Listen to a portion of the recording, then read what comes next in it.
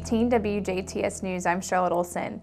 Thanksgiving was yesterday, and many of us took time to be with our friends and families to celebrate unity and togetherness, and to also be thankful for the things and people that we have in our lives. However, yesterday a certain group of people went above and beyond to make sure that others have a happy Thanksgiving as well. The St. Joseph Parish Center in Jasper held their annual Thanksgiving meal that was open to the public, and with the help of hundreds of volunteers, close to 2,000 meals to the public, with around 800 being served to homes, businesses, the correction facility, and people serving our community. Volunteers from all over the county came in to help cook, serve, and deliver to those across the county and even into neighboring Pike County. Father Raymond Brenner, pastor of the St. Joseph Catholic Church, stated that the people come out really appreciate what the parish does for our community.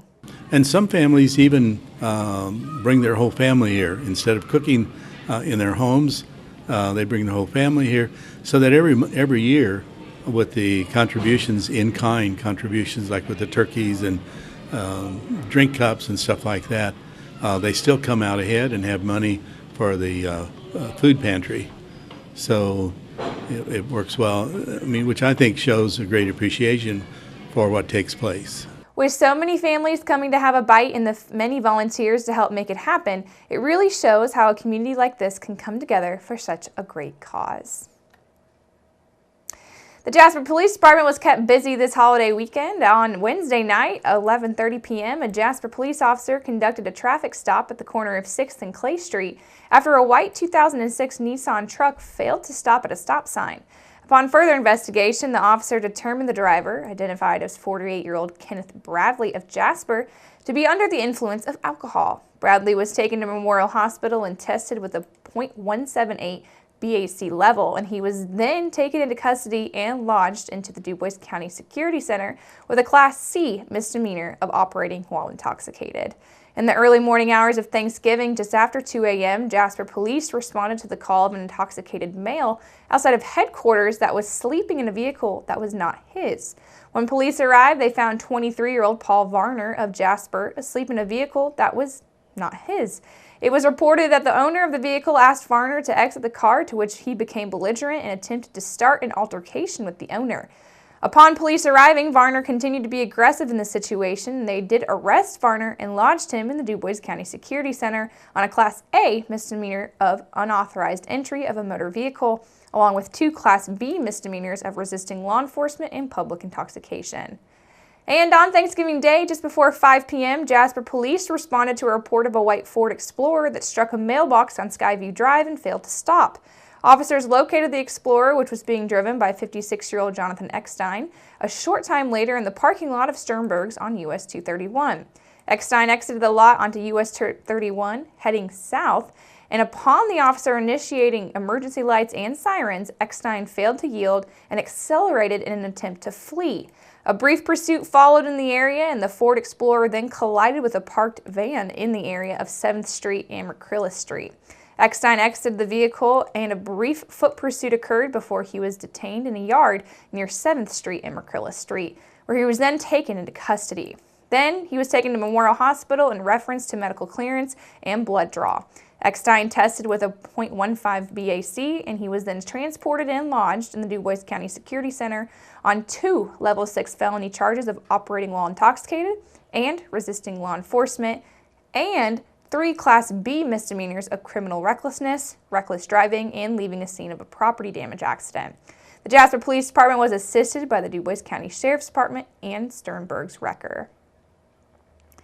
Jasper Art Center put some swing into the Christmas season with a performance by the UK's #1 jive and swing band.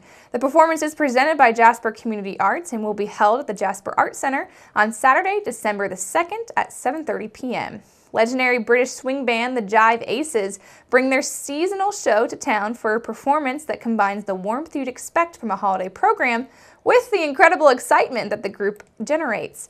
The Jive Aces are renowned worldwide for their high-energy music and spectacular stage show.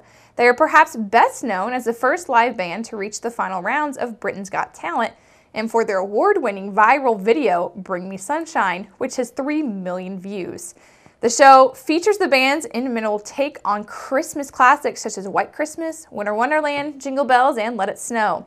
Swing favorites by such greats as Louis Prisma and Nat King Cole, including In the Mood, Love, and Sing Sing Sing.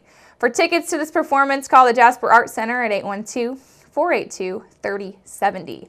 Jasper Community Arts is a department of the City of Jasper, and additional support is provided by Friends of the Arts Incorporated, DuBois County Tourism, the Indiana Arts Commission, and the National Endowment for the Arts, with special thanks to the Vanderburgh County Community Foundation.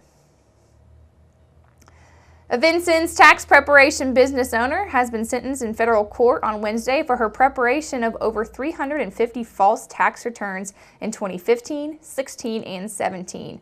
56-year-old Deborah L. Richard previously pleaded guilty to 3 counts willfully aiding and assisting in the preparation of false tax returns.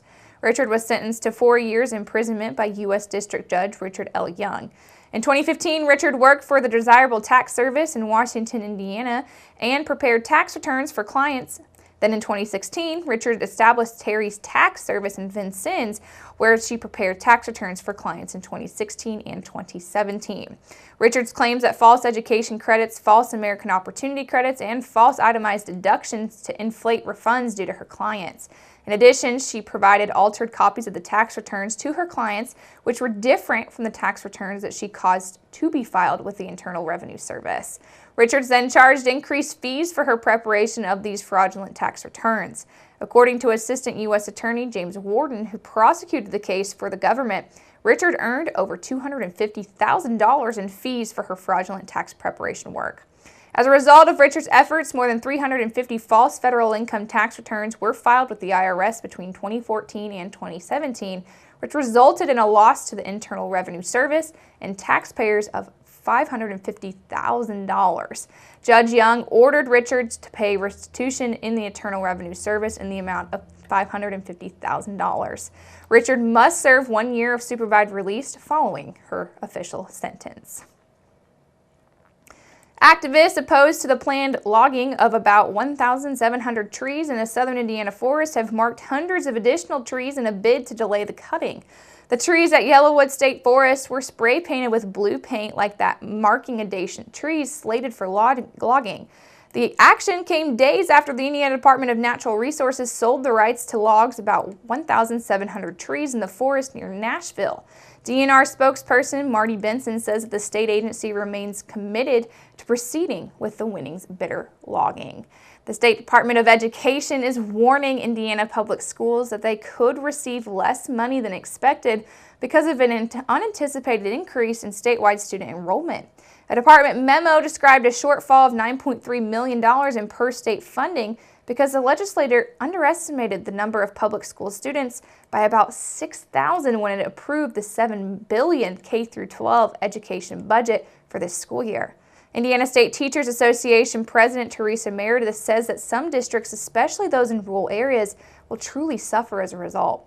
Republican Senate President Pro Tem David Long says that Tuesday that they were expecting the legislature to address the shortfall during the session starting in January, even though the state's 2-year state budget was adopted in April.